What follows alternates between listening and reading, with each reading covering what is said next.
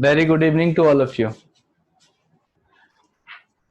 बेटा, आज जो टॉपिक करेंगे हम लोग, वो टॉपिक है आपका जेनेटिक डिसऑर्डर। वो टॉपिक है जेनेटिक डिसऑर्डर। पेडिग्री तक हम लोगों ने लास्ट क्लास में कर लिया था। पेडिग्री एनालिसिस तक हम लोगों ने लास्ट क्लास में कर लिया था। और पेडिग्री के अंदर आप लोगों ने, मैंने कई टाइप से आपको क्वेश्चन बना के किस तरीके से क्वेश्चन किए जा सकते हैं पेडिग्री के, या किस टाइप से डिजीज को पहचाना जाएगा कि वो डिजीज ऑटोजोमल है या रिसेसिव है, या वो आपका सेक्स लिंक्ड है, या वो आपका ऑटोजोमल डिजीज है। वो सारी चीजें मैंने समझाई थी कि किस तरीके से हम लोग पैटर्न ऑफ इनहेरिटेंस को पता करते हैं। और मैंने वहां पे ये भी समझाया था कि हम लोग प्रोबेबिलिटी का भी पता कर सकते हैं कि कोई जो अपकमिंग ऑफस्प्रिंग है वो हेट्रोजाइगोट फॉर्म में पैदा होगा या होमोजाइगस फॉर्म में पैदा होगा। उसकी भी बात बताई थी मैंने। और आपको 2-3 तरीके से पेडिग्री के टाइप के क्वेश्चन, ब्लड ग्रुप के भी मैंने क्वेश्चन सॉल्व किए थे। और उसके अलावा अदर टाइप के भी क्वेश्चन थे जो मैंने आपके यहाँ सामने सॉल्व करके बताए थे। ठीक है। और बाकी अगर कोई ऐसा क्वेश्चन है जो आपके पास हो और आप ना कर पा रहे हो, तो वो क्वेश्चन आप मुझे दे दीजिएगा, ताकि मैं उस चीज को सॉल्व करके आपको भी बताऊं, साथ में पूरी क्लास को समझाऊं उस चीज को। ठीक है। तो और एक चीज और कि भाई जो आपके क्वेश्चन है ये नोट्स के पीछे दिए हुए, इन क्वेश्चंस को भी साथ में करते रहना है।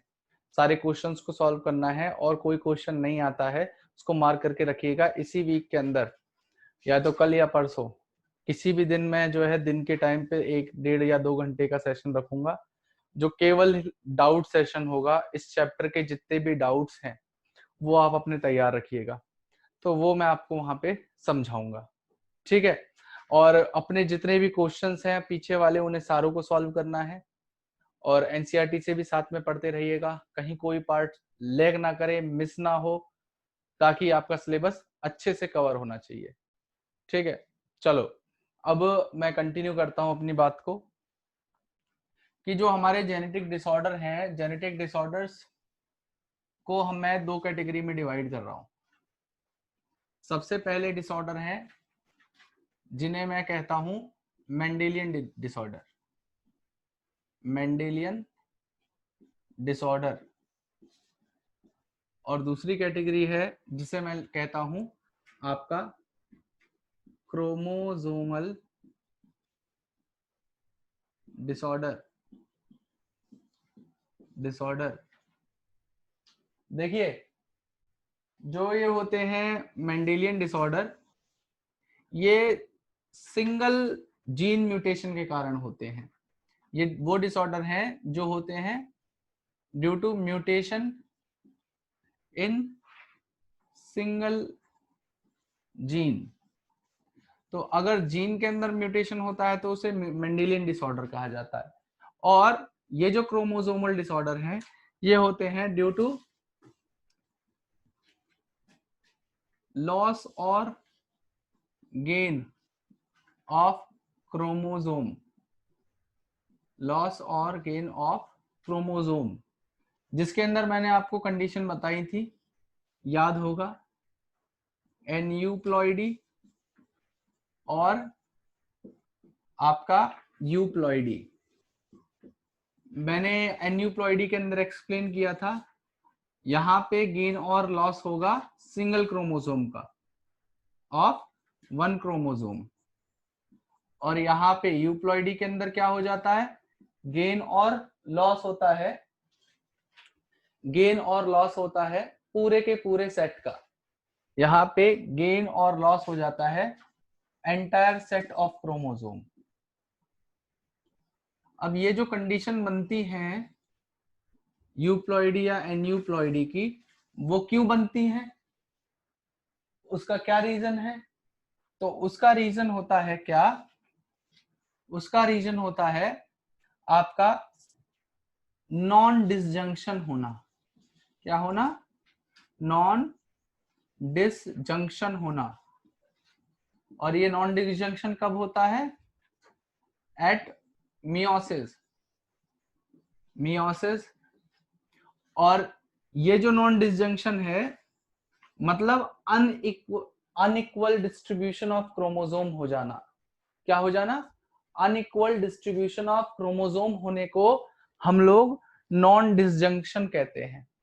नॉर्मल जो डिस्ट्रीब्यूशन होता है क्रोमोसोम का उसे हम लोग डिसजंक्शन कहते हैं, और अनइक्वल जो क्रोमोसोम का डिस्ट्रीब्यूशन होगा विद इन 2 सेल, अभी मैं करके दिखाऊंगा उस चीज को आपके सामने, उसे हम लोग नॉन डिसजंक्शन कहते हैं। और नॉन डिसजंक्शन मियोसिस फर्स्ट के लेवल पे भी हो सकता है, मियोसिस सेकंड में भी हो सकता है। तो नॉन डिसजंक्शन हमारा दोनों लेवल पे हो सकता है, at the level of meiosis first और मियोसिस सेकंड, दोनों लेवल पे हमारा नॉन डिसजंक्शन हो सकता है। तो ये तो एक बहुत कॉमन सी बात थी जो मैं आपके सामने करना चाह रहा था। अब ये जो मैंने क्या बताया, सिंगल जीन म्यूटेशन के कारण, जो हमारे जीन म्यूटेशन के कारण डिसऑर्डर हुए थे उन्हें क्या कहा था मैंने? मेंडेलियन डिसऑर्डर कहा था। तो इनको भी हम लोग दो कैटेगरी में डिवाइड करते हैं। एक तो होते हैं आपके सेक्स लिंक डिसऑर्डर और एक होते हैं autosomal disorder. Autosomal disorder sex link में वो एक्स लिंक्ड भी हो सकते हैं, वाई लिंक्ड भी हो सकते हैं, और वो डोमिनेंट भी हो सकते हैं डिजीज या डिसऑर्डर, और हमारे रिसेसिव भी हो सकते हैं, इसी तरीके से ऑटोजोमल में भी हमारी डोमिनेंट और रिसेसिव फॉर्म में ये डिजीज मौजूद हो सकता है। अब इसे क्यों कहा जा रहा है सेक्स लिंक्ड या ऑटोजोमल? तो इसका रीजन समझ लीजिए। देखिए, अगर कोई पर्टिकुलर, सपोज करो हमारी बॉडी के अंदर पर्टिकुलर कोई जीन है और वो जीन कोई इंपॉर्टेंट रोल प्ले कर रही है, या किसी हार्मोन को या किसी एंजाइम को सिंथेसाइज कर रही है। अब ये जीन क्या हो जाए, इसके अंदर चेंजेस आ जाए, मतलब म्यूटेशन हो जाए, और म्यूटेशन होने के बाद जो हमारी म्यूटेटेड जीन है या तो इस हार्मोन को या एंजाइम को पर्टिकुलरली सिंथेसाइज ना कर पाए, और अगर करे तो वो हमारा एबनॉर्मल प्रोडक्ट बनाए, तो उस कंडीशन में हमारा ये आ जाती है कंडीशन आपकी जीन म्यूटेशन वाली। तो अब ये जो जीन है, अगर ये जीन सेक्स क्रोमोसोम के ऊपर प्रेजेंट होगी, तो इसे मैं क्या कह दूंगा? Sex linked. और अगर यही जीन जिसके अंदर म्यूटेशन हुआ ये हमारी ऑटोजोम के ऊपर प्रेजेंट होगी, तो इसे कह दूंगा ऑटोजोमल। Got it? तो हम लोग on the presence of that gene कि वो हमारी सेक्स क्रोमोसोम पे प्रेजेंट है या वो हमारे ऑटोजोम के ऊपर प्रेजेंट है। अगर सेक्स क्रोमोसोम पे प्रेजेंट होगी तो उसे मैं आपका क्या कह दूंगा? सेक्स लिंक्ड डिजीज है। क्या है? सेक्स लिंक्ड डिजीज है। और अगर वो जीन मेरी कहां पे मौजूद होगी? ऑटोजोम के ऊपर होगी, तो उसे मैं क्या कह दूंगा? ऑटोजोमल डिजीज है, या आपका ऑटोजोमल लिंक्ड ये डिसऑर्डर है। तो ये इनके बीच में डिफरेंस होता है। अब मैं कुछ में डिसऑर्डर्स हैं जो हमें पढ़ने हैं इसके अंदर और कुछ इनके अंदर, तो उन्हें देख लेते हैं कौन कौन से डिसऑर्डर हमें यहाँ पे पढ़ने हैं। तो ध्यान से देखिएगा। देखिए यहाँ पे इसके अंदर जो हमें पढ़ने हैं जीन म्यूटेशन वाले पार्ट में या मेंडेलियन डिसऑर्डर में, वो पढ़ने हैं जैसे haemophilia, sickle cell anaemia, phenylketonuria, thalassaemia, और आपका सिस्टिक फाइब्रोसिस। ये सारे डिजीज हमें पढ़ने हैं। तो कौन कौन से डिजीज पढ़ने हैं? सबसे पहला डिजीज पढ़ना है हमें हीमोफीलिया। ये सारे डिसऑर्डर क्या हैं? सिंगल जीन म्यूटेशन के कारण है, हीमोफीलिया। दूसरा है हमारा sickle cell anaemia.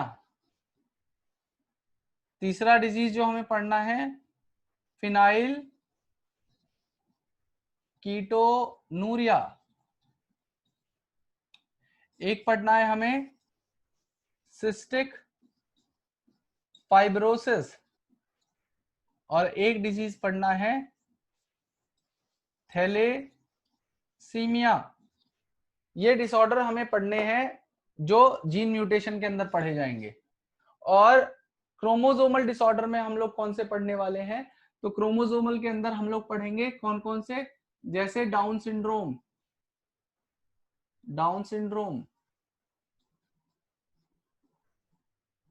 Klinefelter syndrome,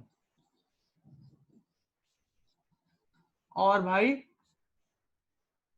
Turner syndrome. ये 3 डिजीज हैं जो हम लोग क्रोमोसोमल डिसऑर्डर के अंदर कवर करने वाले हैं। डाउन सिंड्रोम, क्लाइनफेल्टर सिंड्रोम और टर्नर सिंड्रोम, ये 3 डिजीज या डिसऑर्डर हम लोग क्रोमोसोमल डिसऑर्डर के अंदर पढ़ेंगे। और ये जो 5 लिखे हुए हैं ये हम लोग मेंडेलियन या जीन म्यूटेशन, जो सिंगल जीन म्यूटेशन के कारण होते हैं, मेंडेलियन डिसऑर्डर, उसमें पढ़ने वाले हैं। तो सबसे पहले मैं स्टार्ट करता हूं किसके बारे में, हीमोफीलिया के बारे में। तो हीमोफीलिया के बारे में देखिए क्या होता है हीमोफीलिया के अंदर। ठीक है, देखिए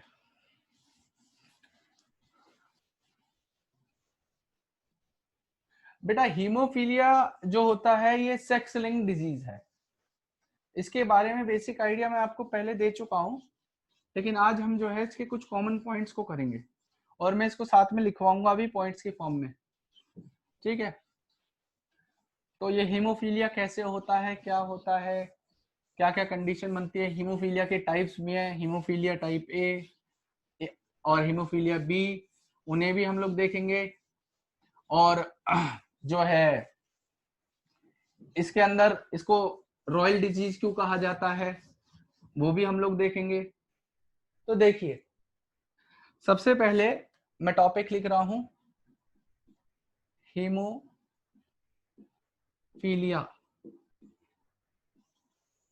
बेटा ये जो हीमोफीलिया है it is a sex linked baby, x linked recessive disorder. ये क्या है, सेक्स लिंक्ड, और सेक्स लिंक्ड में भी एक्स लिंक्ड रिसेसिव डिसऑर्डर होता है। और यहां पे जो ज्यादातर अफेक्टेड इंडिविजुअल होंगे वो हमारे मेल्स होते हैं। और ये जो मेल्स हैं इनके अंदर ये डिसऑर्डर ट्रांसमिट किया जाता है बाय देयर कैरियर मदर्स। जो इनकी मदर होती हैं, जो कैरियर होंगी, उनसे ये डिजीज ट्रांसफर होगा। भी बताऊंगा कि कैरियर किसे कहेंगे, हालांकि मैं बता चुका हूं पहले। और इस डिजीज को हम लोग रॉयल डिजीज भी कहते हैं, रॉयल डिजीज भी कहते हैं, क्योंकि जो क्वीन विक्टोरिया जो थी वो इस डिजीज की क्या थी, कैरियर थी। वो क्या थी, कैरियर थी इस डिजीज की। और उन्होंने इस डिजीज को ट्रांसफर किया या ट्रांसमिट किया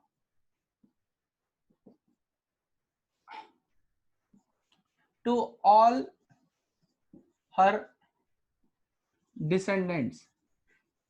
जो उनकी आगे आने वाली जनरेशंस थी उनके अंदर ये डिजीज इन्होंने ही ट्रांसफर किया।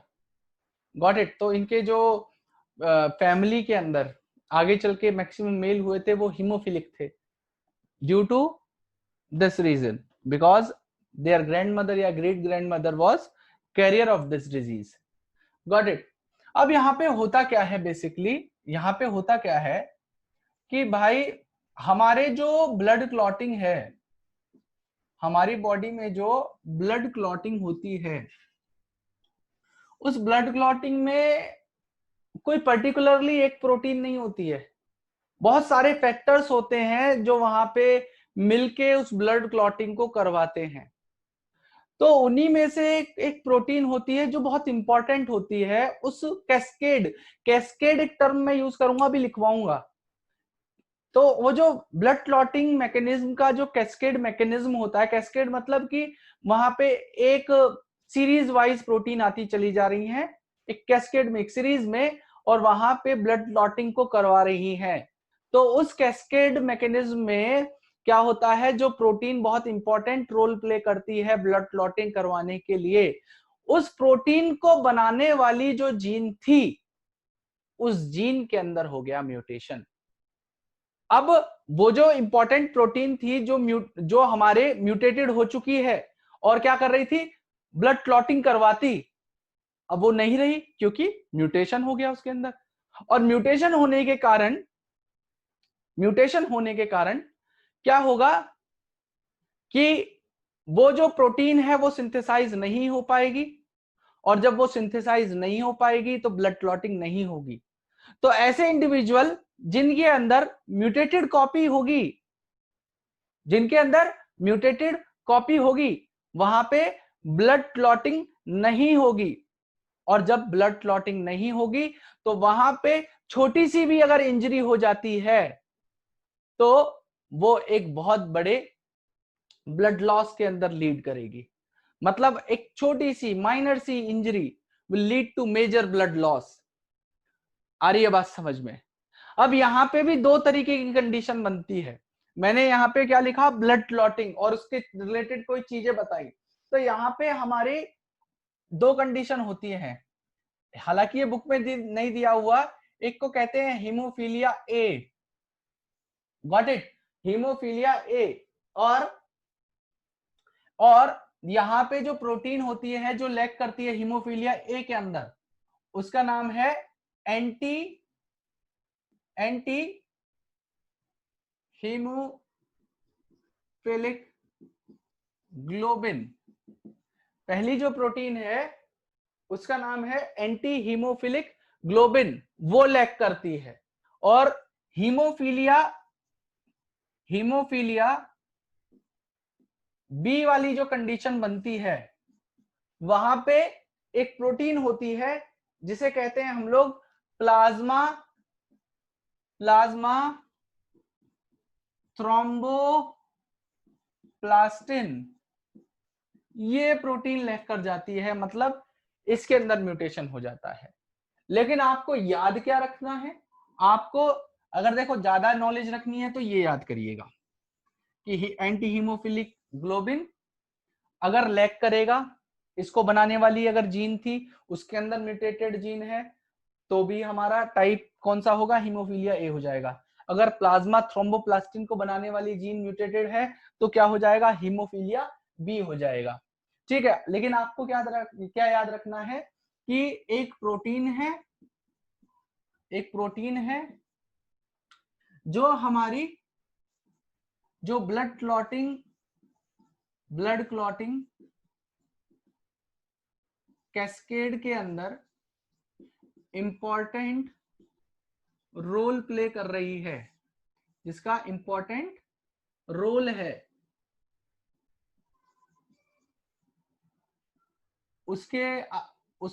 वो क्या हो जाती है, म्यूटेशन हो जाती है, मतलब वो म्यूटेटेड हो जाती है। ठीक है, और ये प्रोटीन को बना कौन रही होगी, पर्टिकुलर एक जीन रही होगी जो म्यूटेटेड होगी, जिसके कारण क्या होगा कि जो ब्लड क्लॉटिंग होती वो अब नहीं हो पाएगी। तो it will lead to no blood clotting, जिसकी वजह से minor injury lead to major blood loss. ठीक है, एक छोटी सी इंजरी मेजर ब्लड लॉस करवा देगी। Got it. अब खास बात इस डिजीज की क्या है, खास बात इस डिजीज की ये है कि यहाँ पे जो अफेक्टेड होती है ज्यादा इंडिविजुअल, वो ज्यादातर मेल्स होते हैं, ना कि फीमेल्स। मतलब मोस्ट ऑफ द केसेस में क्या देखा गया है कि अफेक्टेड इंडिविजुअल जो होंगे वो हमारे मेल्स होंगे। फीमेल्स इस डिजीज से कम अफेक्ट होती हैं। अब इसका रीजन क्या है, तो इसको समझने के लिए आपको एक चीज समझनी पड़ेगी। तो ध्यान से देखिए, यहां पे मैंने क्या बताया, ये एक्स लिंक डिजीज है। जो हमारी फीमेल्स होती हैं उनके अंदर होते हैं 2 एक्स क्रोमोसोम, 2 एक्स क्रोमोसोम। तो अगर एक एक्स क्रोमोसोम के अंदर म्यूटेशन भी हो जा रहा है, तो हमारा दूसरा एक्स क्रोमोसोम के ऊपर वो जीन तो प्रेजेंट है, तो ये उस प्रोटीन को सिंथेसाइज कर देगी जो उस डिजीज की कंडीशन को नहीं होने देगा। तो ऐसी फीमेल्स जिनके अंदर एक क्रोमोसोम के अंदर तो हो जाता है म्यूटेशन, जिनके अंदर एक क्रोमोसोम तो हो गया आपका हीमोफिलिक XH, मतलब वहां पे म्यूटेशन हो चुका है, और एक जो क्रोमोसोम है वो नॉर्मल है, ठीक है। तो वहां पे क्या होता है, ऐसी फीमेल्स को हम लोग कैरियर कहते हैं, ठीक है। और यहां पे एक कंडीशन बनती है जहां पे XN मतलब दोनों ही नॉर्मल है, XN कर रहा हूं, तो यहां पे ये फीमेल जो होगी नॉर्मल होगी। और एक होती है आपकी XHXH, मतलब जहां पे दोनों ही जीन के सेट जो प्रेजेंट है अलग अलग क्रोमोसोम पे, वो दोनों के अंदर म्यूटेशन हो चुका है, वहां पे ये डिजीज कंडीशन बनेगी, या ये जो फीमेल होगी ये अफेक्टेड होगी। अब कहोगे कि ये जो कैरियर होती है इनके अंदर क्या कंडीशन होती है, तो भाई ये जो कैरियर बनती है, ये जो कैरियर होती है, ये जो होंगी, यहां पे म्यूटेटेड जीन कैरी तो कर रही है, लेकिन इनके अंदर डिजीज नहीं बनेगा, मतलब ये अफेक्टेड नहीं होती, क्योंकि इनकी जो दूसरी वाली जो कॉपी है इस एक्स क्रोमोसोम पे, देखो एक ही जीन तो यहाँ पे अफेक्टेड हुई है, क्योंकि यहाँ पे तो 2 है ना एक्स क्रोमोसोम, एक ही तो जीन अफेक्ट हो गई, दूसरी वाली तो अभी भी नॉर्मल है, तो वो उस प्रोटीन को बना देगी, और बना के जो भी चीज जहां पे लैक कर रही थी उसको कंपनसेट कर देगी। लेकिन जब जब लेकिन ये क्या कर सकती है, मैंने आपको क्या बताया कि एक नॉर्मल है एक अफेक्टेड है, लेकिन ये इस म्यूटेटेड जो क्रोमोसोम है या जीन है, इसको ये ट्रांसमिट कर सकती है, ये इसको ट्रांसमिट कर देगी, खुद तो अफेक्ट नहीं है, लेकिन ये आगे आने वाली जनरेशंस को ये डिजीज दे सकती है। क्यों? क्योंकि जो मेल्स होते हैं उनके पास होता है केवल एक एक्स क्रोमोसोम, एक एक्स क्रोमोसोम। अब सपोज करो यहां पे जब गैमेट फॉर्मेशन हो रहा हो, मतलब जब लॉ ऑफ सेग्रीगेशन लगेगी, तो मैंने क्या बताया था, जो सपोज करो ये दोनों पेयर है XHXN, तो ये जो हीमोफिलिक पेयर है यही आ जाए, नॉर्मल वाला ना आए, XH आ जाए, तो मेल के पास तो केवल एक ही एक्स क्रोमोसोम है, तो यहाँ तो बेचारा मारा जाएगा। तो ये क्या कंडीशन बन जाएगी, यहाँ पे XHY, मेल के पास तो 2 ही ऑप्शन है, मेल के अंदर तो कैरियर कंडीशन है ही नहीं, या XNY, XHY तो भाई साहब यहाँ पे अफेक्टेड है, डिजीज होगा, और XNY मतलब नॉर्मल, तो मेल्स ज्यादा प्रोन होते हैं इस डिजीज को होने में। Got it? क्यों? क्योंकि मेल के पास केवल एक एक्स क्रोमोसोम है। और यहां पे आप नॉर्मली भी देख लीजिए, अगर मदर कैरियर और फादर भी नॉर्मल है, उस केस में भी एक इंडिविजुअल मेल हमारा अफेक्ट होगा, अभी करके दिखाता हूं आपको। और फीमेल के लिए दिखाता हूं कि फीमेल किस कंडीशन में हीमोफिलिक हो सकती है, अभी लिखाऊंगा उस चीज के बाद। देखिए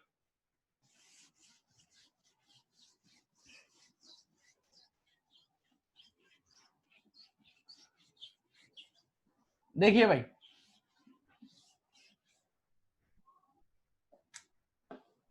यहां पे मेल देखो कितने नॉर्मली अफेक्ट हो सकते हैं। अगर अगर मदर कैरियर है और फादर हमारा जो है वो नॉर्मल है, दोनों के बीच में अगर क्रॉस होगा, तो आप देखिए XHXN XNY। तो यहाँ पे पहला वाला जो केस आ जाएगा XNXH, ये बन जाएगी carrier female. XNXN normal female. XHY देखिए ये आ गया अफेक्टेड मेल, अफेक्टेड मेल, क्योंकि एक ही एक्स क्रोमोसोम था वो भी हीमोफिलिक आ चुका है। और XNY ये आएगा नॉर्मल मेल, ये आएगा नॉर्मल मेल। ठीक है, तो देखिए मेल्स कितने फ्रीक्वेंटली डिजीज हो सकते हैं, लेकिन फीमेल के केस में क्या होगा? अगर फीमेल किस कंडीशन में डिजीज होगी? फीमेल उस कंडीशन में डिजीज होगी जहां पे फीमेल को डिजीज होने के लिए क्या कंडीशन होनी चाहिए? जहां पे मदर तो हो करियर, और जो फादर है उसको होना चाहिए डिजीज्ड, उसको होना चाहिए डिजीज्ड या अफेक्टेड। तो यहां पे देखिए क्या कंडीशन बनेगी भाई, यहां पे देखिए XHXN XHY पहली ही कंडीशन में आ रही है आपकी अफेक्टेड फीमेल XHXH, और दूसरी कंडीशन में आ रही है XHXN XHY अफेक्टेड मेल और XNY नॉर्मल मेल। तो यहां पे ये जो कंडीशन बन रही है क्या आ रही है? अफेक्टेड फीमेल आ रही है, नहीं आ रही? तो फीमेल्स हो सकती हैं अफेक्टेड, लेकिन उसके लिए जो मदर है उसको कैरियर होना चाहिए और जो फादर है उसे अफेक्टेड होना चाहिए, तभी जो कोई फीमेल है वो अफेक्टेड होगी। Got it?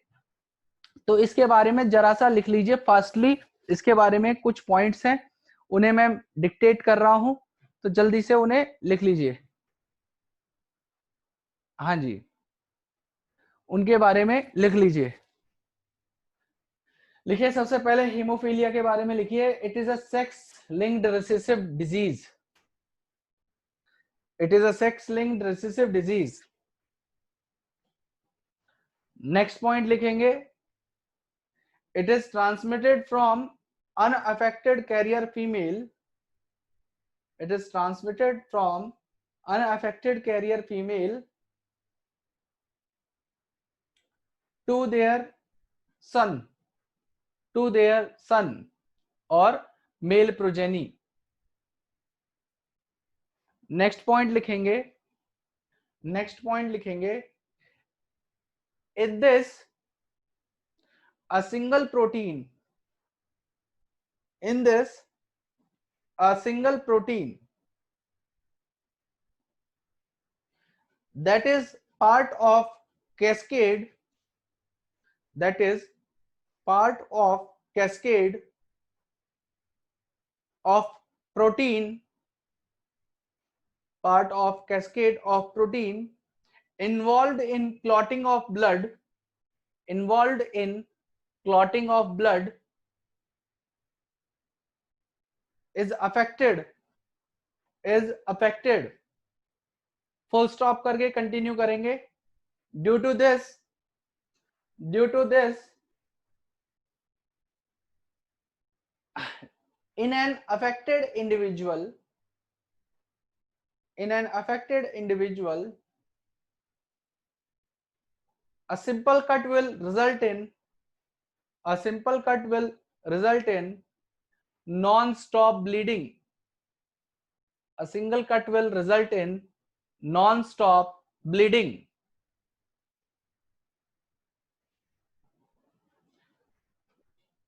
Next point,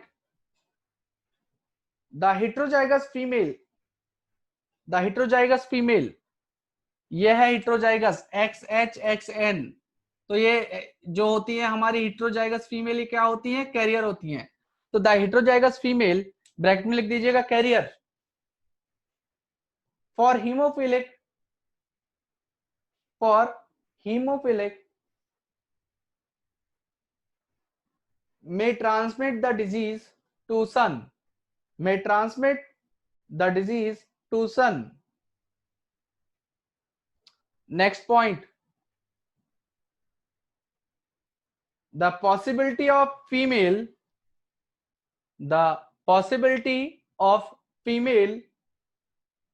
becoming hemophilic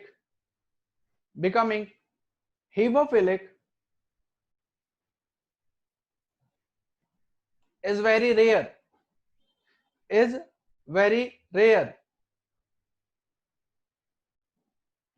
because mother of such female has to be at least carrier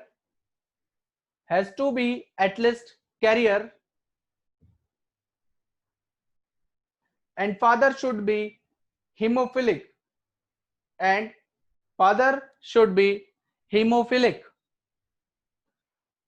last point लिख देंगे, it is also called royal disease because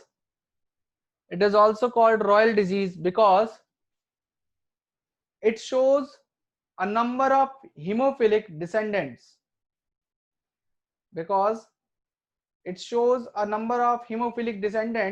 as Queen Victoria was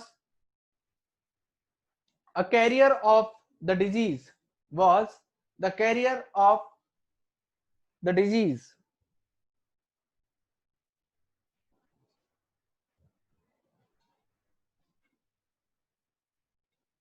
अब भाई next disease देख लीजिए। अब next disease, हालांकि इसको mutation में मैंने एक्सप्लेन किया था, जब म्यूटेशन समझाया था आपको, तो मैंने आपको एक चीज समझाई थी, पॉइंट म्यूटेशन। और पॉइंट म्यूटेशन के अंदर मैंने एक कंडीशन बताई थी आपको। वो उस कंडीशन में मैंने आपको एक जो हीमोग्लोबिन की चेन बनाई थी, उसमें बहुत सारे गोल गोल अमीनो एसिड बनाए थे, जिसमें ना पूरा एक सीक्वेंस लिखा था। सीक्वेंस में बताया था कि यहाँ पे GAG है, यहाँ पे GUG हो गया, उसकी वजह से ग्लूटामिक एसिड था, वेलिन हो गया, उसकी वजह से बाइकॉनकेव शेप थी, और वो सिकल शेप हो गई। वही कंडीशन मैं यहीं पे एक्सप्लेन करने वाला हूँ, ठीक है? तो उसे ध्यान से समझिएगा कि ये क्यों होता है। तो ये जो, जैसे हम लोगों ने हीमोफीलिया को पढ़ा, हीमोफीलिया क्या था? सेक्स लिंक्ड था। लेकिन अब जो हम लोग पढ़ने वाले हैं सिकल सेल एनीमिया, ये जो डिजीज है, ये आपका ऑटोसोमल रिसेसिव डिसऑर्डर है या ऑटोसोमल रिसेसिव डिजीज है। तो ध्यान से देखिएगा कि यहाँ पे क्या होगा। बहुत इजी है, पहले मैं आपको बता चुका हूं, तो मेरे हिसाब से दोबारा आपको समझने में कोई भी परेशानी नहीं होगी। तो ध्यान से देखिए क्या होगा।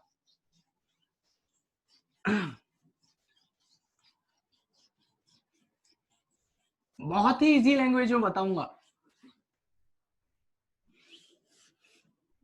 हाँ जी, सिकल सेल एनीमिया,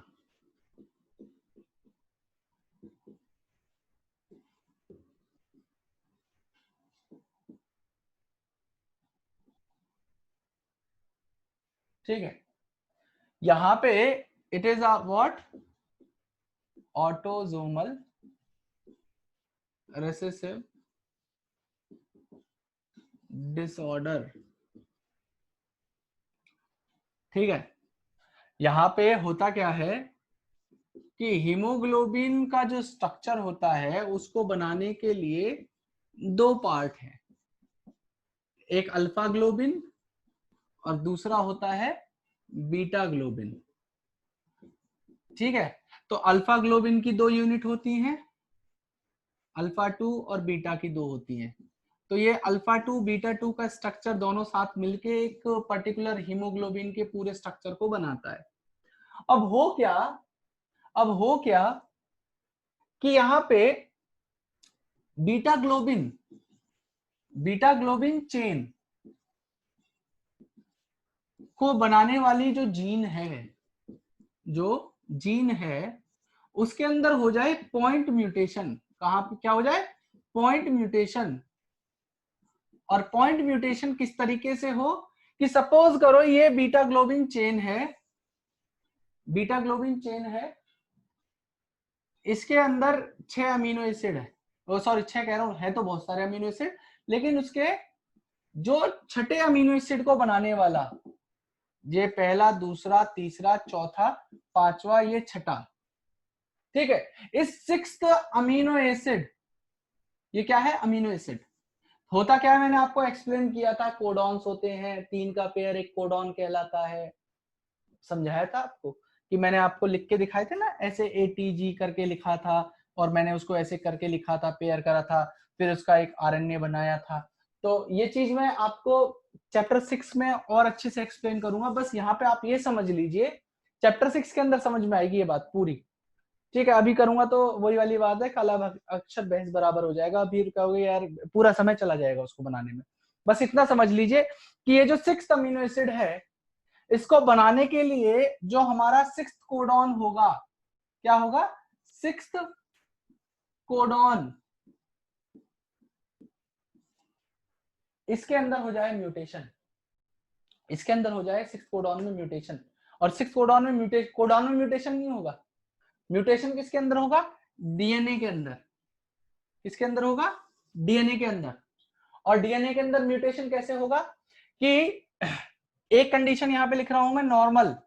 मैंने क्या बताया आपको कि सपोज करो ये कोई डबल स्टैंडर्ड डीएनए था, इस डबल स्टैंडर्ड डीएनए ने इसको बनाया आरएनए को, और इस आरएनए ने इसको बनाया प्रोटीन को, इसको प्रोटीन को। तो यहाँ पे जो डबल स्टैंडर्ड डीएनए था, उसके यहाँ पे क्या लिखी हुई, यहाँ पे क्या थी, सीटीसी थी, नॉर्मल कंडीशन में क्या थी, सीटीसी थी, ठीक है। ये सीटीसी किसको बना रही थी, छठे कोडॉन को, ये 6th कोडॉन है हमारा, 6th कोडॉन क्या है, GAG, ठीक है। और ये GAG किसके लिए कोड करवा रहा था, ये करवा रहा था ग्लूटामिक एसिड के लिए, किसके लिए, ग्लूटामिक एसिड के लिए। तो इस कंडीशन में क्या हो रहा था, नॉर्मल आरबीसी बन रही थी हमारी, बिल्कुल नॉर्मल आरबीसी, जो रेड ब्लड कॉर्पोसेल्स है उसका स्ट्रक्चर जो था वो बिल्कुल बाई कॉनकेव शेप आ रहा है, क्या आ रहा है, बाई कॉनकेव शेप, जो होना चाहिए नॉर्मल स्ट्रक्चर।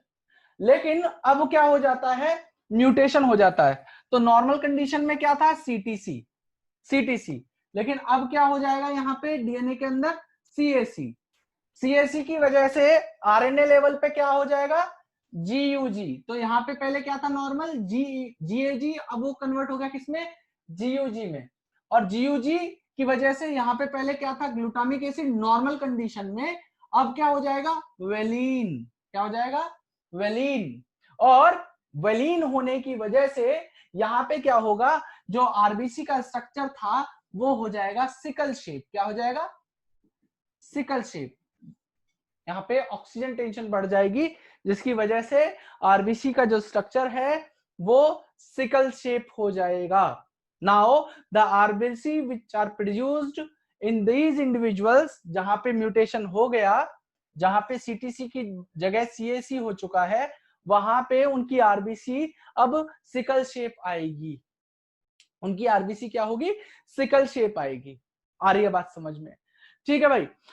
तो एक चीज है, ये वाला जो कैरेक्टर है ना, जो सिकल शेप वाला भी है, तो कुछ हमारे अफ्रीकन जो क्या नाम है कंट्रीज है, वहां पे मलेरिया बहुत ज्यादा होता है। तो ऐसे देशों में जो ये वाला कैरेक्टर है, सिकल शेप वाला, ये उनको सर्वाइवल फिटनेस बढ़ाता है उनकी। मतलब होता क्या है कि जो मलेरिया का जो पैरासाइट है प्लाज्मोडियम, वो अपनी लाइफ साइकिल ये वाली जो सिकल शेप आरबीसी है ना, उनके अंदर नहीं कर पाता। तो वहां के लोगों के अंदर ये वाला जो सिकल शेप कैरेक्टर है, हेट्रोजाइगोटिक फॉर्म जो है, ये ज्यादा बढ़ गई है। क्यों, क्योंकि जो देखो नेचर का रूल है, जो कैरेक्टर किसी किसी भी ऑर्गेनिज्म की एडेप्टेशन में, बेटर एडेप्टेशन में मदद करता है या उसके सर्वाइवल फिटनेस को बढ़ाता है, तो नेचर उस कैरेक्टर को चूज करता है। तो अफ्रीकन कंट्रीज के अंदर क्या हुआ है कि जो सिकल शेप आरबीसी होती हैं, उनके अंदर मलेरिया का पैरासाइट जो है वो अपनी लाइफ साइकिल नहीं कर पाता। तो वो क्या होते हैं, उनकी लॉन्ग लास्टिंग लाइफ, मतलब थोड़ा बहुत लाइफ स्पेन अच्छा होता है नॉर्मली, गॉट इट। और जो लोग अफेक्टेड हो जाते हैं, जिनके पास बाइकॉनकेव है, तो उनको due to lack of treatment उनकी डेथ हो जाती है। आ रही है बात समझ में? और क्योंकि वहां पे इतना ज्यादा डेवलपमेंट है नहीं, ट्राइब्स ज्यादा है, तो सिकल शेप कैरेक्टर वहां पे, ये क्वेश्चन कहीं भी पूछा जा सकता है, मैंने इसलिए बता दिया, इससे रिलेटेड कुछ पार्ट था ये, हालांकि बुक में नहीं लिखा मिलेगा, ठीक है, लेकिन मैंने आपको इससे रिलेटेड बता दिया कि यहाँ पे सिकल शेप कैरेक्टर कहीं पे सर्वाइवल एडवांटेज भी देता है, कहीं कहीं पे ये बेनिफिशियल भी है, गॉट इट। लेकिन इसकी इसकी वजह से मतलब होगा क्या बॉडी के अंदर, तो भाई साहब जो बाइकॉनकेव शेप, जो बाइकॉनकेव शेप है,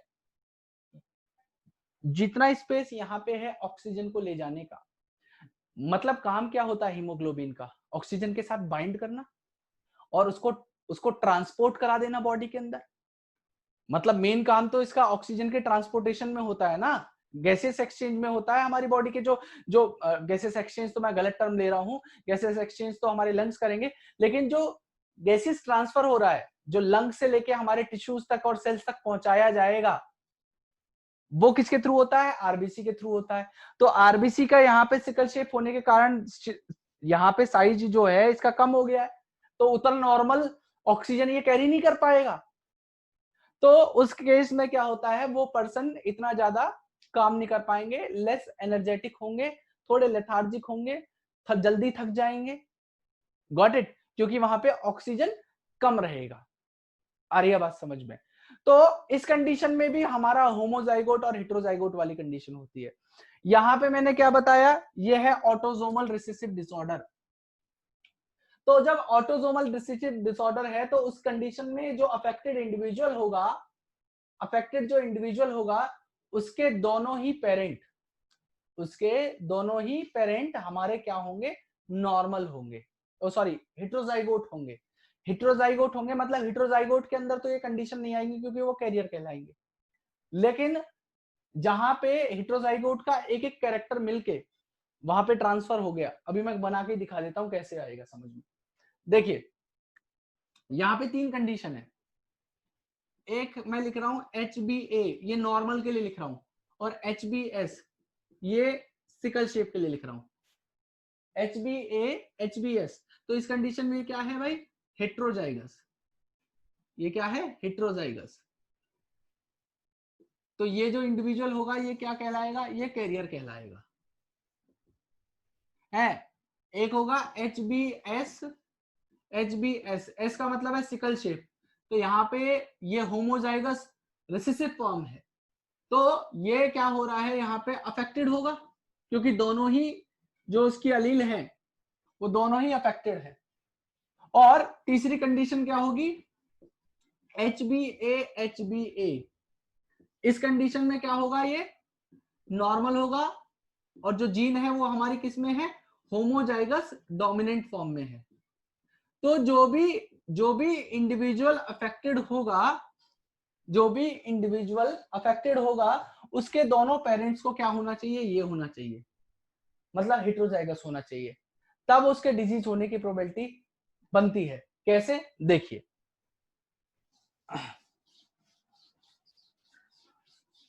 देखिए यहां पे एक अफेक्टेड पेरेंट है,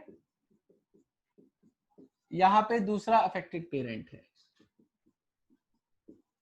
इन दोनों के बीच में अगर, इन दोनों के बीच में अगर क्रॉस करवाता हूं, तो यहां पे देखिए क्या कंडीशन बनेगी, HbA HbS HbA HbS। तो मैं पूरा ना लिख के, ये हो गया AA मतलब नॉर्मल, ये वाला हो जाएगा AS मतलब आपका कैरियर हेटेरोजाइगोट फॉर्म, यहां पे हो जाएगा AS मतलब आपका कैरियर फॉर्म, और लास्ट हो जाएगा SS मतलब दोनों ही सिकल शेप है, ये हो गया आपका अफेक्टेड। तो उस अफेक्टेड इंडिविजुअल के अंदर ये फॉर्म आएगी, ये जो डिजीज होगा किसके अंदर होगा, अफेक्टेड के अंदर होगा, कैरियर के अंदर नहीं होगा, गॉट इट। तो इसके बारे में थोड़ा सा लिख लीजिए, और बाकी उस स्टेटमेंट को पढ़ेंगे तो उसमें बिल्कुल क्लियर हो जाएगा कि ये सब मैंने क्या राम कथा बोली है। तो सबसे पहले लिखेंगे आप, it is a autosome linked recessive disorder, it is a autosome linked recessive disorder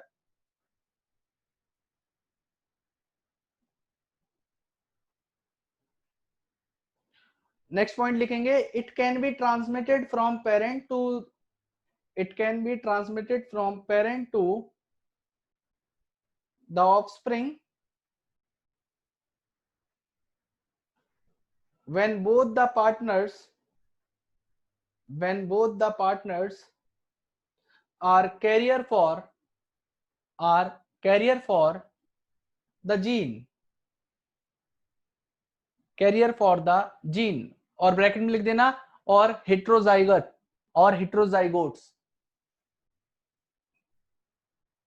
next point, it is caused by point mutation, it is caused by point mutation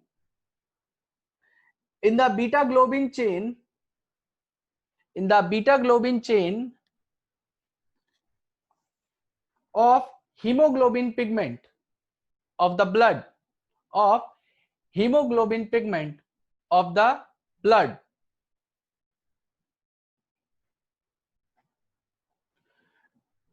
Next point, this is due to single base substitution, this is due to single base substitution, single base substitution, single base nitrogenous base T था और यहां पे T की जगह single base क्या आ गया, A आ गया, due to single base substitution at the sixth codon, at the sixth codon, मैं बार बार बोल रहा था ना codon, at the sixth codon of beta globin gene, of beta globin gene from GAG to GUG, from GAG to GUG, यहां पे GAG की जगह क्या हो जाएगा, GUG,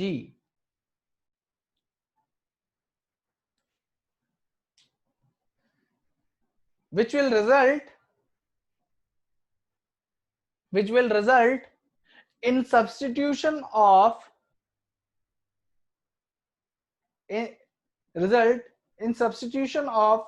valine, substitution of valine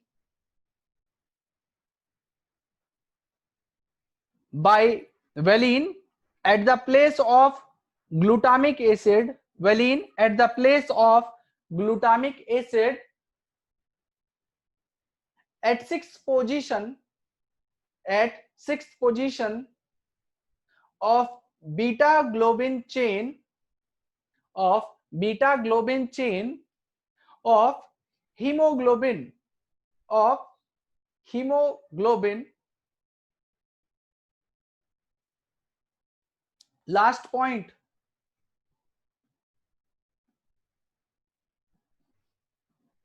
the mutant hemoglobin molecule,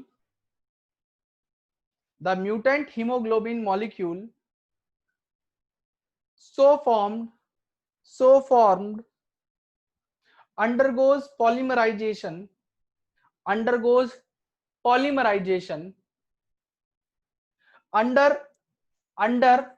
low oxygen tension, under low oxygen tension,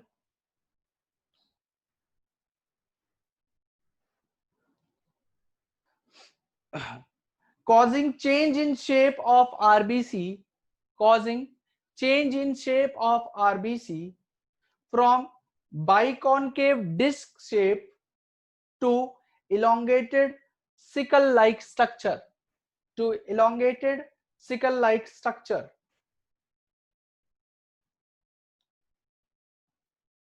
और ये वाली तीनों कंडीशन लिख लेना भाई नीचे, जहां सिकल सेल एनीमिया लिखा है HbA HbS लिख देना, हेट्रोजाइगोट कैरियर हैंगे, लिख लो जल्दी से, HB HbS SbH HbS और HbS, इस वाली कंडीशन को लिख देना होमोजाइगस रिसेसिव फॉर्म, और ये अफेक्टेड होंगे, और HbA HbA इस कंडीशन को लिखना होमोजाइगस डोमिनेंट, और ये हमारे नॉर्मल होंगे। नहीं समझ में आ रही, देखो ऐसे लिख लेना,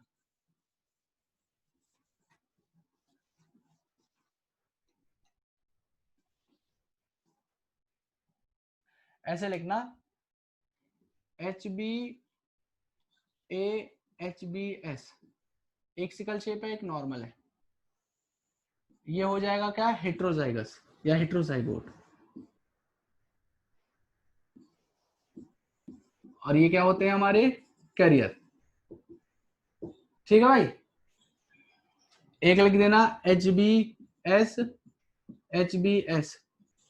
ये कंडीशन क्या है हमारी, जिसे मैं कह रहा हूं होमोजाइगस रिसेसिव। और यहां पे क्या होगा, इंडिविजुअल अफेक्टेड।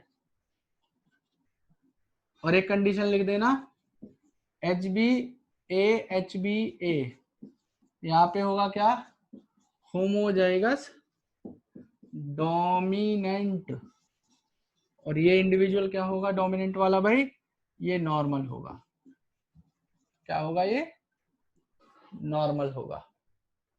तो ये कंडीशन है, इन्हें तीनों को लिख लेना।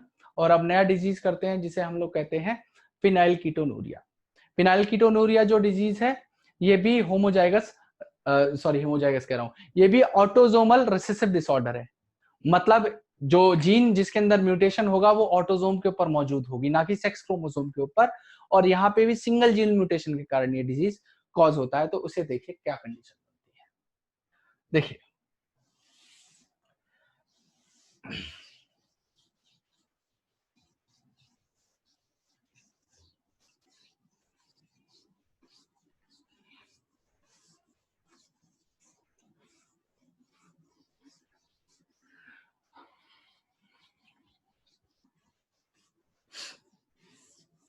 देखिए फिनाइल कीटोनूरिया कंडीशन क्या होती है।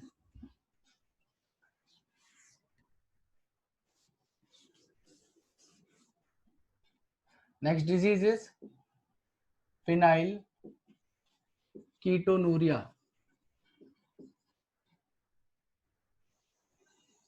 देखिए यहां ये भी एक इनबॉर्न ऑटोजोमल रिसेसिव डिसऑर्डर है, गॉट इट।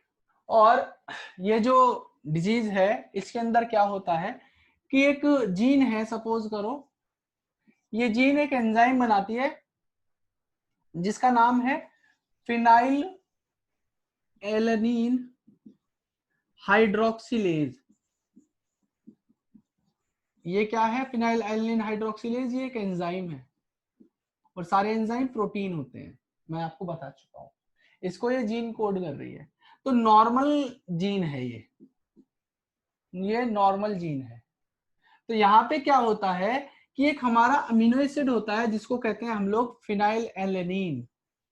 फिनाइल एलेनीन, ये फिनाइल एलेनीन को ये फिनाइल एलेनीन हाइड्रोक्सिलेज किसके अंदर कन्वर्ट कर देता है, टायरोसिन के अंदर, टायरोसिन के अंदर।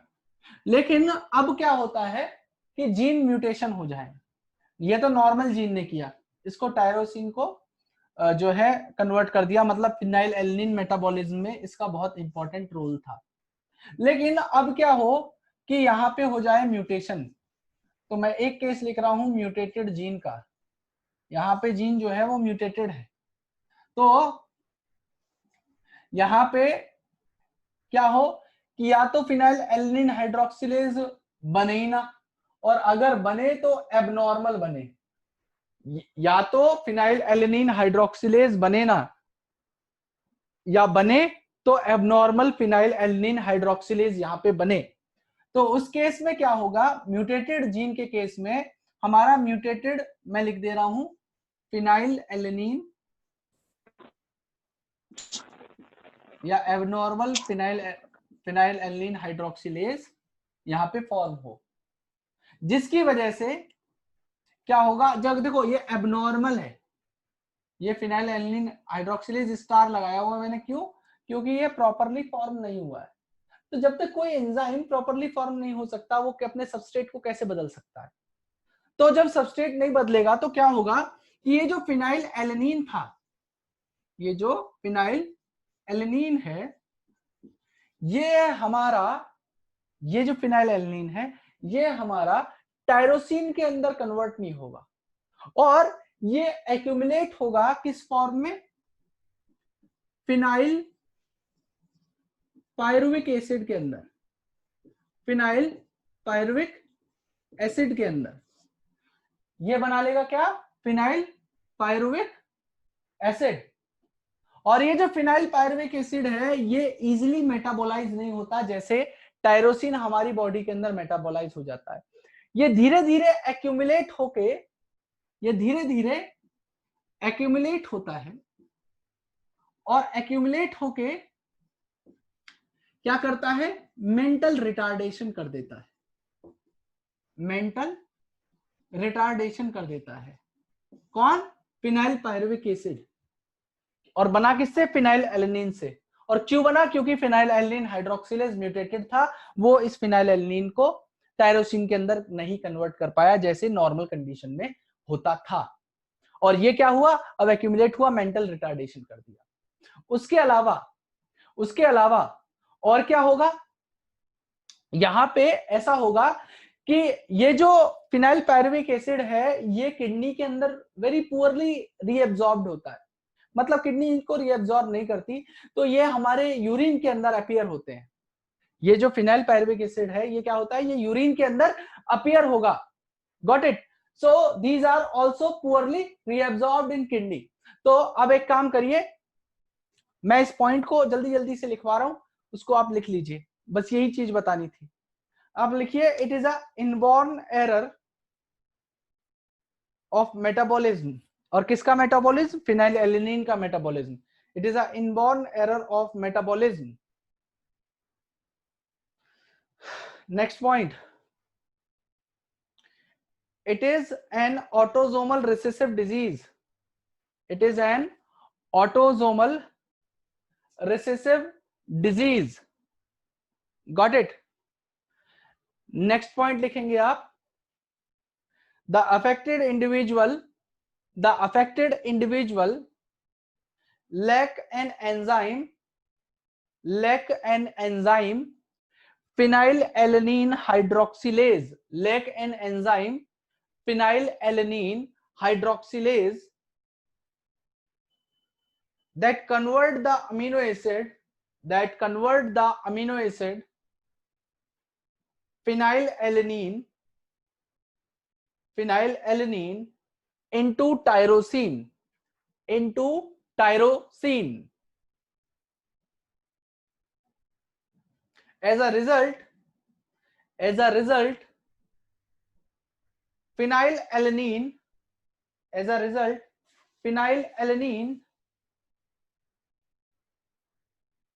accumulates and convert into phenyl pyruvic acid, accumulates and convert into phenyl pyruvic acid. Next point,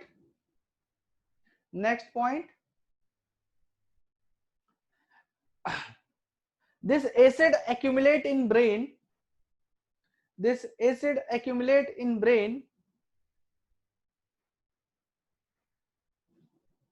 and lead to mental retardation. This acid accumulate in brain and lead to mental retardation. Next point,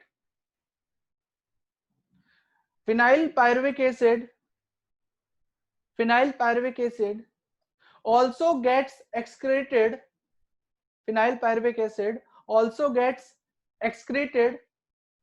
through urine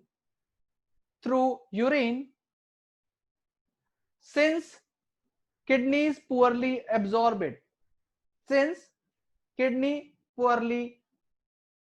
reabsorb it या absorb it.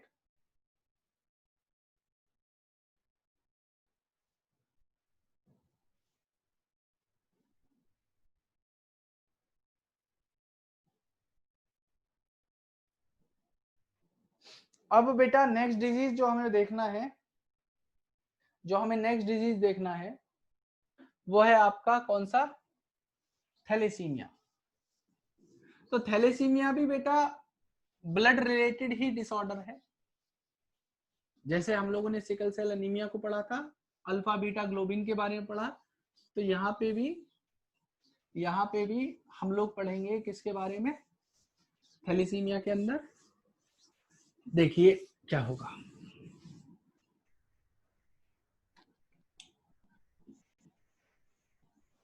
Thalassaemia, ये जो thalassaemia होता है ये भी autosomal recessive disorder है। ये भी ऑटोसोमल रिसेसिव डिसऑर्डर है। और यहाँ पे जो थैलेसीमिया होता है इसके अंदर दो तरीके के थैलेसीमिया हो सकते हैं। एक को कहते हैं हम लोग अल्फा थैलेसीमिया और एक होता है बीटा थैलेसीमिया। देखिए अल्फा थैलेसीमिया होगा किस लिए, जब हमारी अल्फा ग्लोबिन वाली जो चेन है वो प्रॉपरली सिंथेसाइज ना हो। हीमोग्लोबिन के जो स्ट्रक्चर मैंने अभी बताया था, वहां पे बताया था ना, अल्फा की दो चेन होती हैं, बीटा की दो चेन होती हैं जो हीमोग्लोबिन के स्ट्रक्चर को फॉर्म करेंगी। तो यहाँ पे क्या होगा कि ये जो अल्फा ग्लोबिन वाला पार्ट है ये इम्प्रॉपरली फॉर्म हो, तो उस केस में अल्फा थैलेसीमिया होगा। और अगर आरबीसी के स्ट्रक्चर के अंदर क्या हो कि जो बीटा ग्लोबिन वाला पार्ट है वो इम्प्रॉपरली बने, वो चेन इम्प्रॉपरली फॉर्म हो, तो बीटा थैलेसीमिया होगा। अल्फा थैलेसीमिया को के लिए रेस्पॉन्सिबल है इसकी जीन जो अल्फा ग्लोबिन को बनाती है और वो प्रेजेंट होती है 16th क्रोमोसोम पे। किसके ऊपर, 16th क्रोमोसोम पे। और यहाँ पे जो बीटा ग्लोबिन है इसको बनाती है हमारी, बीटा ग्लोबिन को बनाने के लिए जो जीन रेस्पॉन्सिबल है वो होती है 11वें क्रोमोसोम पे, on 11th chromosome. 11th chromosome, got it. तो यहां पे भी वही कंडीशन है कि अगर कोई हिट्रोजाइगोट है तो वो उसके अंदर ये डिजीज कंडीशन नहीं आएगी, वो कैरियर होगा, उसके अंदर वो अफेक्टेड नहीं होगा लेकिन वो कैरियर होगा। और एक कंडीशन होती है जब हमारे दो कैरियर पेरेंट्स हो, जैसे मैंने आपको पहले भी बताया था, वो दोनों कैरियर पेरेंट्स के बीच में मैरिज हो और वहां पे जो अफेक्टेड इंडिविजुअल आए उसके अंदर जो कंडीशन बनेगी उसे हम लोग, जहां पे दोनों ही जो हमारे मतलब क्या नाम है जीन के एलील है वो आपकी अफेक्टेड या म्यूटेटेड आ रही हैं, तो उस कंडीशन को हम लोग सिवियर थैलेसीमिया कह देते हैं, सिवियर थैलेसीमिया कह देते हैं। और इनके जो सिम्टम्स हैं वो अनीमिया जैसे ही मिलते जुलते होते हैं। अनीमिया के अंदर क्या होता है, आरबीसी का लेस प्रोडक्शन होना, मतलब आरबीसी का नंबर कम हो जाना ब्लड काउंट में, जिसकी वजह से क्या होता है, अनिमिक कंडीशन आती है। तो अनिमिक कंडीशन में क्या होगा कि जो ब्लड या आरबीसी जो थी हमारी वो क्या करती, वो ऑक्सीजन का ट्रांसपोर्ट करती। अब क्या होगा, आरबीसी इनसफिशिएंट नंबर में प्रेजेंट है तो जो हमारा ऑक्सीजन है वो ट्रांसपोर्ट नहीं हो पाता, तो ऐसे इंडिविजुअल क्या होंगे, वो जल्दी थक जाएंगे। ठीक है, वो सीढ़ियां नहीं चढ़ पाएंगे भाग के, जैसे हम लोग नॉर्मली कर पाते हैं, भाग लेते हैं, रनिंग कर लेते हैं, खेल कूद लेते हैं, वो लोग नहीं कर सकते इस चीज को। क्यों, उनके अंदर इतनी एनर्जी नहीं होती, वो बहुत जल्दी थक जाते हैं। क्यों, ऑक्सीजन का सीधा सीधा रोल है हमारे रेस्पिरेशन के अंदर, एरोबिक रेस्पिरेशन के अंदर। ऑक्सीजन जब तक सफिशिएंटली मिलेगा तो हमारा जो इलेक्ट्रॉन ट्रांसपोर्ट चेन है जहां पे एटीपी का सिंथेसिस होता, तो एटीपी सिंथेसाइज होती रहेंगी। और जहां ऑक्सीजन की कमी पड़ेगी, जहां ऑक्सीजन कम होगा, तो हमारी जो एटीपी का सिंथेसिस है वो भी अफेक्ट करेगा। तो जब एटीपी का प्रोडक्शन कम हो रहा है तो एनर्जी लेवल भी उनका कम ही रहेगा। तो ये कंडीशन होती है हमारे थैलेसीमिया की, और थैलेसीमिया के टाइप है हमारे अल्फा थैलेसीमिया और बीटा थैलेसीमिया। अब जल्दी जल्दी से जो है इसके बारे में लिख लीजिए कि क्या होता है थैलेसीमिया। लिखिए, लिखिए इसमें, it is an autosomal recessive disease या disorder of red blood cells of red blood cells. Next point लिखेंगे in thalassemia one of the component of hemoglobin molecule is inadequately produced or not produced at all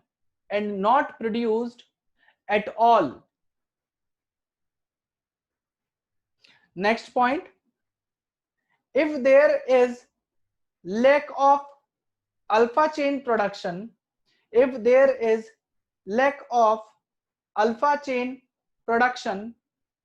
then the result is known as alpha thalassemia.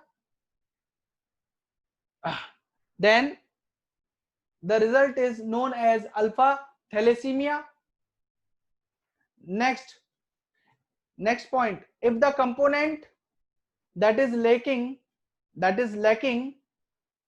is beta chain, then resulting condition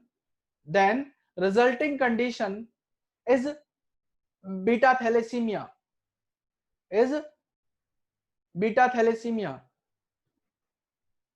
Next point, the result for inadequate or non-production of these component is due to change in genetic code.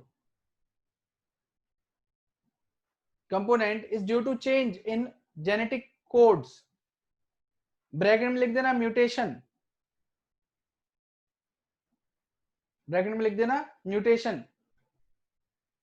And next point लिखेंगे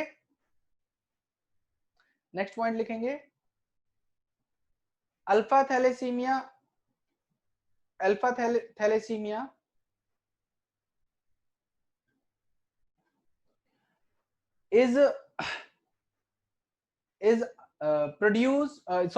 alpha thalassemia condition is produced due to mutation in genes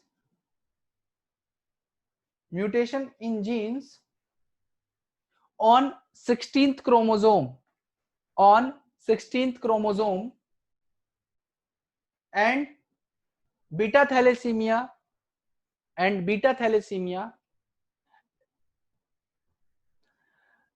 due to mutation in gene on 11th chromosome. Got it? तो ये condition होती है, ठीक है। और last point लिख लीजिएगा, anaemia is the main feature of this disease.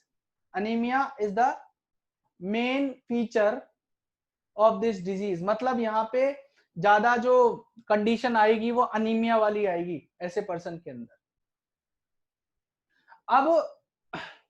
अब एक कंडीशन है जिसे हम लोग कहते हैं सिस्टिक फाइब्रोसिस। तो वो भी देख लीजिए कि सिस्टिक फाइब्रोसिस के अंदर क्या होगा। देखिए हमारी बॉडी के अंदर क्या होता है कि जो मेटाबॉलिज्म होता है सॉल्ट का, उसके लिए बहुत सारे हमारे ना कुछ प्रोटीन्स हैं जिन्हें हम लोग ग्लाइकोप्रोटीन्स कहते हैं, जो प्लाज्मा मेम्ब्रेन के ऊपर प्रेजेंट है, या चैनल प्रोटीन्स होते हैं जो प्लाज्मा मेम्ब्रेन के सरफेस पे लगे होते हैं। उनका काम होता है किसी भी मॉलिक्यूल को सेल के अंदर पहुंचाना और सेल से किसी मॉलिक्यूल को बाहर भेजना। उन्हें हम लोग कैरियर प्रोटीन भी कह देते हैं। कैरियर प्रोटीन होती हैं, कुछ चैनल प्रोटीन होती हैं, कुछ ट्रांस मेम्ब्रेन प्रोटीन होती हैं, और इन्हें हम लोग ग्लाइकोप्रोटीन्स भी कह सकते हैं। तो यहाँ पे जो हमारा सिस्टिक फाइब्रोसिस होगा, सिस्टिक फाइब्रोसिस होगा, वो क्यों होगा? ये जो ग्लाइकोप्रोटीन हमारे सेल के सरफेस पे लगी रहती है, मतलब क्या है, जैसे ये सेल है, ये सेल है नॉर्मली, इस सेल के ऊपर ये क्या है, ये लगी है मेरी कोई ग्लाइकोप्रोटीन, तो इसके थ्रू क्या होगा, कोई भी मॉलिक्यूल है वो अंदर ट्रांसपोर्ट होगा या किसी मॉलिक्यूल को बाहर जाना है, तो ये क्या करती है, एज अ चैनल प्रोवाइड करती है किसी मॉलिक्यूल को अंदर आने के लिए या बाहर भेजने के लिए। आ रही है बात समझ में? तो मैंने क्या बताया, ये है क्या, ग्लाइकोप्रोटीन, और प्रोटीन को बनाती कौन है, हमारी जीन्स। कौन? जीन्स। तो अब ऐसा हो कि ऐसी कोई जीन जो इस चैनल प्रोटीन को या इस ग्लाइकोप्रोटीन को सिंथेसाइज कर रही हो, अब उसके अंदर ही हो जाए म्यूटेशन, जिसकी वजह से जो हमारे बॉडी का साल्ट मेटाबॉलिज्म है, जो सॉल्ट मेटाबॉलिज्म है, वो अफेक्ट कर जाए, जिसकी वजह से हमारे बॉडी के अंदर जो स्वेट है उसके अंदर एक्सेसिव सॉल्ट सिक्रीट होने लग जाए, और म्यूकस, हमारे जो थ्रोट वाला रीजन है, लंग वाला रीजन है, वहां पे एक्सेसिवली म्यूकस प्रोड्यूस होने लग जाए, तो वो कंडीशन हमारी सिस्टिक फाइब्रोसिस के अंदर आ जाती है। तो देखिए क्या होता है सिस्टिक फाइब्रोसिस के अंदर। तो ये जो सिस्टिक फाइब्रोसिस है, it is what, it is most common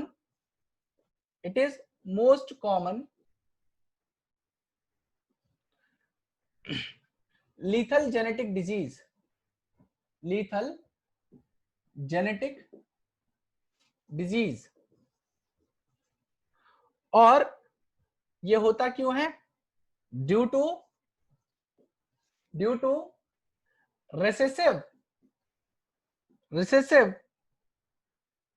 mutation या रिसेसिव जीन, या लिख दीजिए जो हमारी म्यूटेशन की वजह से कॉज हुई, जो हमारी म्यूटेशन की वजह से कॉज हुई, recessive gene on 7th chromosome, on 7th chromosome.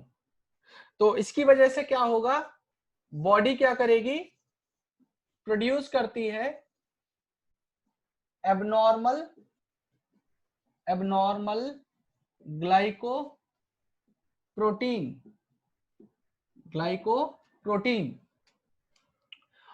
और ये जो एबनॉर्मल ग्लाइकोप्रोटीन है, ये क्या करेगी, ये इंटरफेयर करेगी, ये क्या करेगी, इंटरफेयर करेगी विद सॉल्ट मेटाबॉलिज्म, सॉल्ट के मेटाबॉलिज्म में ये इंटरफेयर करने लग जाती है, और उसकी वजह से रिजल्ट क्या होगा, हमारा जो स्वेट है वो उसके अंदर excessive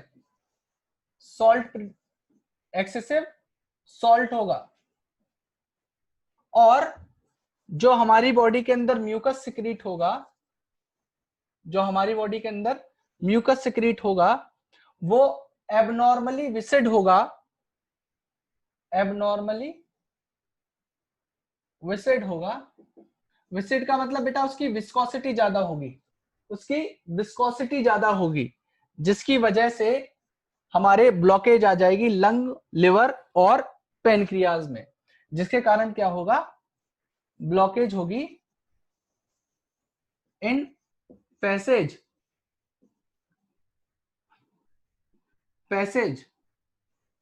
of lung, liver and pancreas.